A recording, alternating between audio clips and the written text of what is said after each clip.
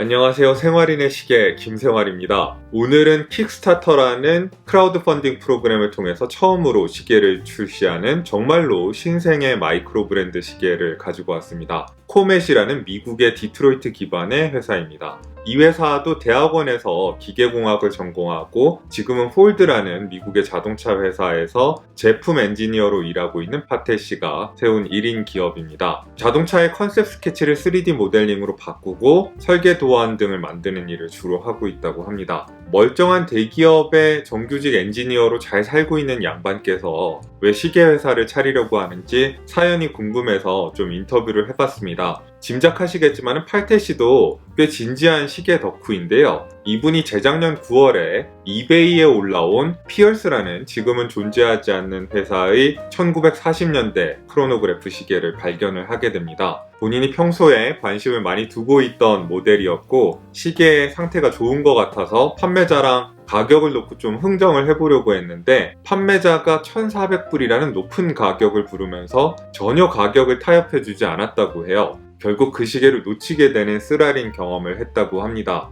빈티지 시계를 취미로 수집하는 분들이 점점 많아지면서 상태가 괜찮은 빈티지 시계들은 점점 더 비싸지고 있습니다. 팔테 씨는 자기처럼 빈티지 시계를 좋아하지만은 수집에 큰 돈을 쓸 여력이 없는 사람들을 위한 회사를 차려야 되겠다는 생각에 코멧이라는 마이크로 브랜드를 만들게 됐다고 합니다. 앞으로 코멧은 1940년대에 빈티지 시계 디자인들로부터 깊이 영향을 받은 시계들을 하나씩 내놓을 예정이라고 하고요. 그 첫 번째 시도가 1940년대의 크로노그래프 디자인을 깊이 참고하고 있는 이 시계입니다.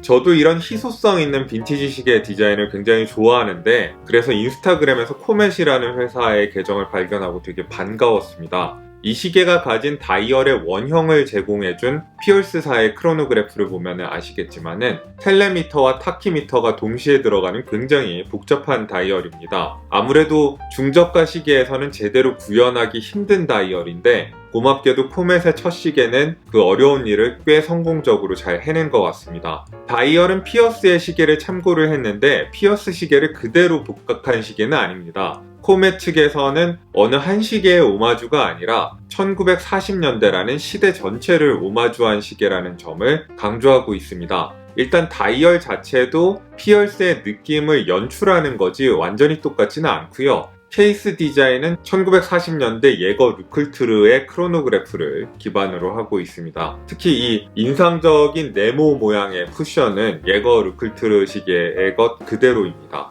이 시계는 킥스타터라는 8월 27일부터 시작하는 크라우드 펀딩 프로그램에서만 구매를 하실 수 있습니다. 시계의 가격은 선착순 200명의 구매자분들한테는 199불이고요. 한국까지 배송비 10불과 관부가세를 포함을 하면은 최종적으로 지불해야 하는 돈은 30만원에 살짝 넘거나 30만원이 살짝 안 되거나 환율에 따라서 달라질 것 같습니다. 나머지 구매자들한테는 229불의 가격을 책정했습니다. 이건 관부가세랑 배송비를 포함한다면 30만원대 중반 정도의 가격이 될 것 같습니다. 가격 정책은 데넨이나 언던 같은 다른 마이크로 브랜드들의 시계 가격을 상당히 많이 참고를 한 것 같습니다. 고정 댓글과 영상 정보란에 구매 정보를 남겨두도록 하겠습니다. 창업자 파텔 씨랑 이 리뷰가 성사되기 전에 여러 가지 이야기를 나눠본 제 느낌으로는 일을 꼼꼼하고 단계적으로 잘 진행하시는 분이라는 인상이었습니다. 시계도 그분 성격에 맞게 잘 나온 것 같고요. 오늘 리뷰를 위해서 이렇게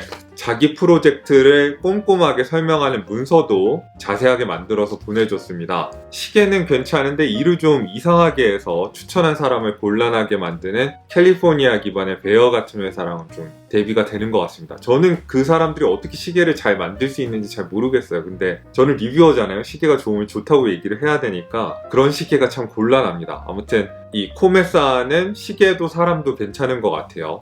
요즘 시계에는 잘 사용되지 않는 다양한 색상으로 제작이 될 거라고 하는데 저는 검정색을 골랐습니다. 아무래도 1940년대에 실존하던 피어스 시계랑 제일 가까운 게 이 검정 색상이라고 생각했기 때문입니다. 아무래도 비싼 시계는 아니다 보니까 제작 비용을 어딘가에 선택하고 집중해야 되는 이런 시계인데, 그런 선택과 집중이 굉장히 잘 이루어진 시계입니다. 제 생각에 이 시계가 가장 돈을 제대로 들인 부분이자 매력 포인트는 다이얼이라고 생각합니다. 1940년대에서 튀어나온 것 같은 이 희소성 있는 다이얼의 레이아웃의 매력을 느끼신다면은 킥스타터 캠페인을 후원을 지금 하시는 게 맞고, 아니라면 굳이 이 시계일 필요는 없다는 말씀을 드릴 수 있을 것 같아요. 요즘 영상을 끝까지 안 보시는 분들을 위해서 충동구매 방지위원회에서 시계의 단점을 소개를 해드리고 있습니다. 이 시계의 짜잘한 단점을 일단 뒤에서 말씀을 드리도록 하고, 어쩌면 가장 치명적인 단점은 킥스타터라는 크라우드 펀딩 프로그램을 통해서 구매와 배송이 진행된다는 데 있습니다. 킥스타터에 올라온 회사들은 기성 브랜드처럼 제품을 미리 만들어서 재고를 확보해 놓고 시계를 판매하는 게 아닙니다. 시안과 프로토타입 몇 개만 만들어 놓고 펀딩 기간 동안 SNS나 유튜브 등을 통해서 열심히 여기저기 홍보를 해가지고 후원금을 모으고, 그 모인 후원금 가지고 소비자들한테 발송될 시계를 제작하는 시스템입니다. 당연히 소비자 입장에서는 결제에서부터 실제 시계를 받는 데까지 걸리는 시간이 길 수밖에 없습니다. 이 시계의 경우 펀딩은 오는 8월 27일부터 시작을 하는데, 배송은 내년,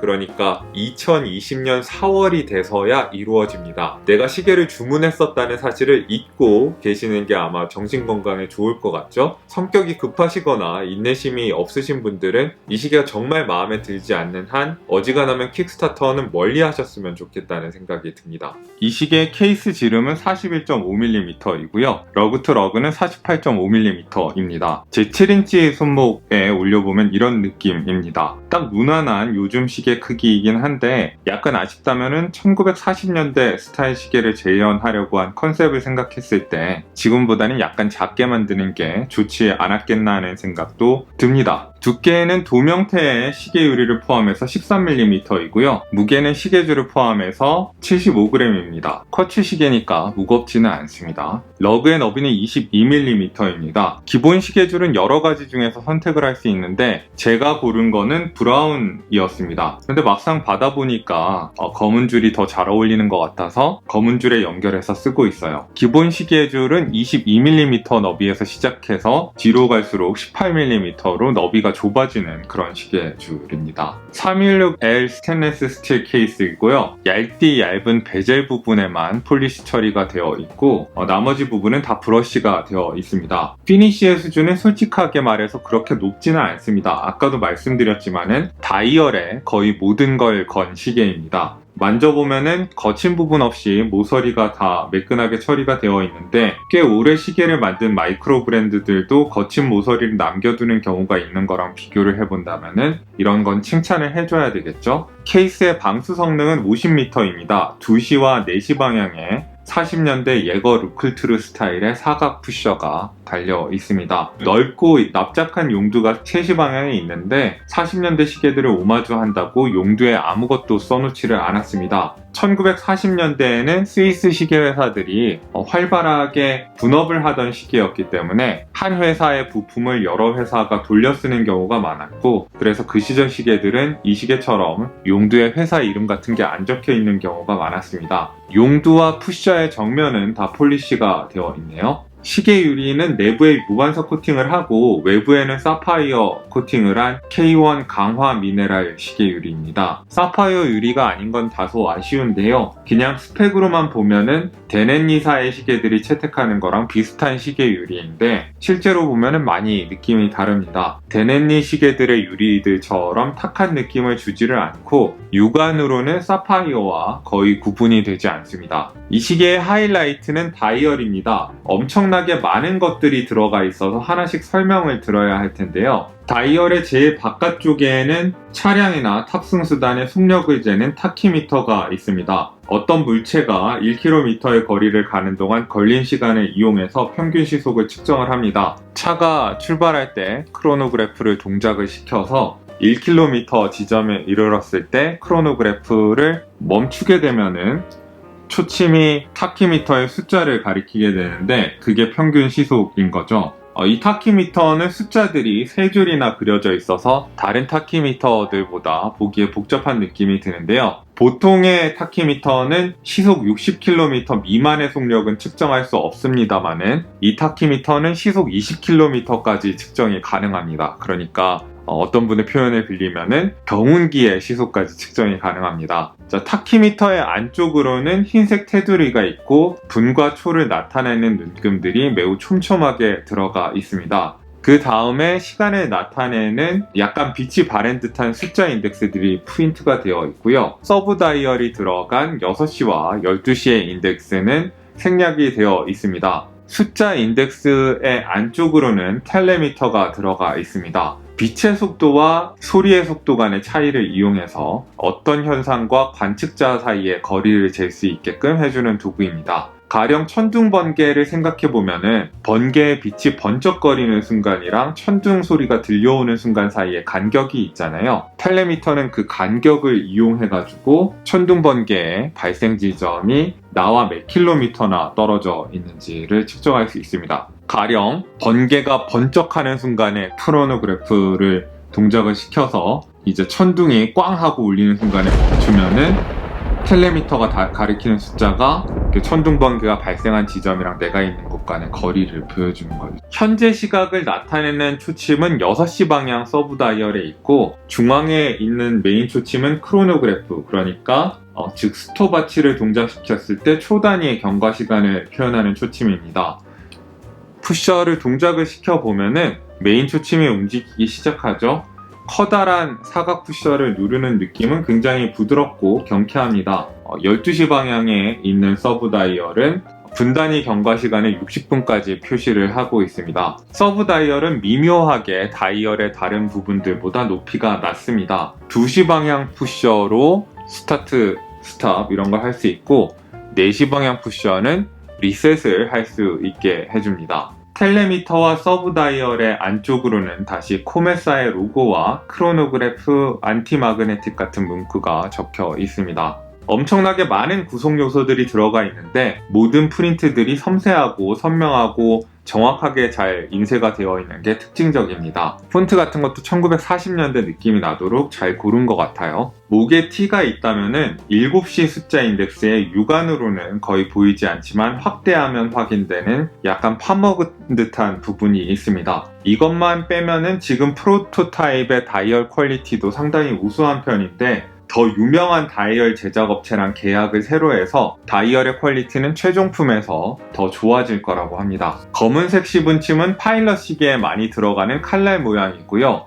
야광 도료가 발라져 있긴 한데 이 도료는 그냥 공급업체의 기본 세팅이라서 들어간 거고 코메 측에서 야광에 크게 신경을 쓰진 않았다고 합니다. 제가 확인해본 바로도 야광은 그냥 있다는 정도의 의미만 있었습니다. 초침과 서브 다이얼의 침들은 빨간색의 가는 침이고 끝부분에 작은 카운터 밸런스가 붙어 있습니다. 조금 불만을 이야기하자면은 다이얼의 품질이 상당히 높은데 반해서 시분 초침의 느낌은 약간 플라스틱 같은 느낌이 있어서 조금 다이얼의 멋진 화려한 느낌을 까먹는 것 같습니다. 무브먼트는 특별할 건 없습니다. 미오타의 6S11이라는 쿼츠 무브먼트를 사용하고 있습니다. 전에 리뷰했던 스코브 안데르센의 시계에도 이 무브먼트가 들어갔는데 크로노그래프의 초침이 1초에 4번을 움직여서 제법 기계식 시계의 초침 움직임을 모방하고 있다는 점이 특기할 만한 점이고요. 배터리 수명은 4년 정도고 한 달 오차는 플러스 마이너스 20초 이내입니다.